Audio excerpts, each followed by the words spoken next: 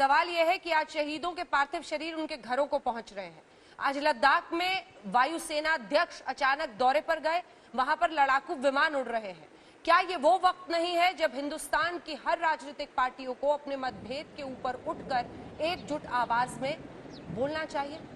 वैसे यकीनन मैं मुल्क के साथ हूं, मैं मुल्क का वफादार हूं। मैं मोदी के साथ नहीं हूं, ना मैं मोदी का वफादार कभी रहूंगा। मैं देश का साथ देता आया और इंशाल्लाह देता रहूंगा। जनाब सुधांशु साहब, आप बात कर रहे हैं 2005 के एग्रीमेंट की।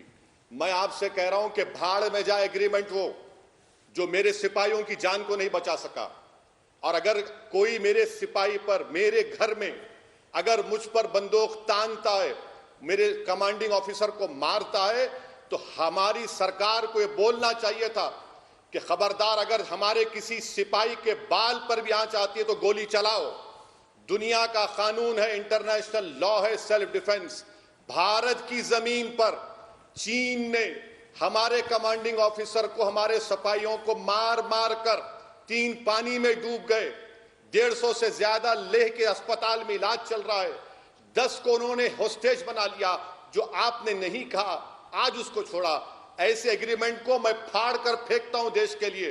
क्या आप भूल गए कि आर्मी ने क्या कहा था? अगर कोई पत्थर फेंकेगा तो गोली चलाएंगे। जब एक दुश्मन मुल्क का सिपाही हमारे कमांडिंग ऑफिसर पर हमला करता है तो आपकी सरकार यह कह रही है कि गोली नहीं चलाना चाहिए।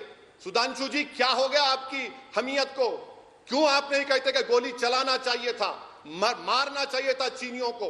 और तीसरी बात, आप कह रहे हैं कि ये जो साइचन, सुधांशु जी आप ज्योग्राफी नहीं जानते, मैं आपको बता रहा हूं। चीन गालवान में बैठकर अब भारत की फौज के लिए बहुत मुश्किल हो जाएगा। Indian army access to Siachen glacier को रोकेंगे चीनी। और आप ये भी जान लीजिए कि काराकोरम पास के कम्युनिकेशन को चीन खत्म कर सकता है। मेरे सवाल का जवाब दीजिए। मैं जो कुछ कह रहा हूं, मुझे कोई इंटेलिजेंस नहीं बल्कि मीडिया में वाइडली रिपोर्ट हुआ है कि अप्रैल में आईबी ने रिपोर्ट दी और फिर मई 5 को, मई 9 को, मई 17 को ये तमाम मीडिया ने रिपोर्ट किया। आप इंडिया टुडे के चैनल पर मैप देख लीजिए कि आज भी चीन बैठा हुआ है। क्या चीन, सुधांशु जी, भारत की जमीन पर नहीं बैठा हुआ है? और क्या आप देश को ये पैगाम देना चाह रहे हैं मोदी की तरफ से कि हमारे 20 मरे तो हमने उनको 20 को मारा? सुधांशु जी, एक हिंदुस्तानी की जान की कीमत सारे चीन की आबादी से बढ़कर है हमारे सिपाही की। क्या हो गया आज आप लोगों को? क्या सांप सूंघ लिया आप लोग? उरी में हमारे 16 सिपाही मारे गए तो हमने सर्जिकल स्ट्राइक किया। पुलवामा में 40 मारे गए तो हमने बालाकोट किया। क्या नरेंद्र मोदी की सरकार इन 20 जवानों का बदला लेगी? नहीं लेगी। बदला लेने का बेहतरीन तरीका यह कि चीन आज 4.5 किलोमीटर अंदर भारत की जमीन पर कब्जा करके बैठा है।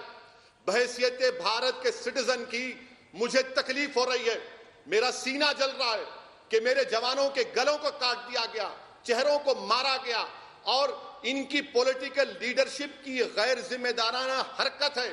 मुल्क को चलाना नहीं आता, टीआरपी की तरह मुल्क को चला रहे हैं। मुझे इस बात का गम है। जवाब तो दीजिए ना कि एनटीआरओ के पास ड्रोन्स हैं। मैडम, हर साल दिसंबर में आईटीबीपी मीटिंग लेता है कि आईटीबीपी किस इलाके की पेट्रोलिंग करेगा। अरे मैडम, सुधांशु जी को बता दीजिए कि पूरे लद्दाख का हमारा लेफ्टिनेंट जनरल वो मीटिंग करता है एक चीन के मेजर जनरल के साथ। ये हमारे सिपाहियों की इज्जत है? बताइए आप कि पूरे लद्दाख का लेफ्टिनेंट जनरल एक मामूली मेजर जनरल से बात करता है। क्या हो रहा है हमारे देश में? ये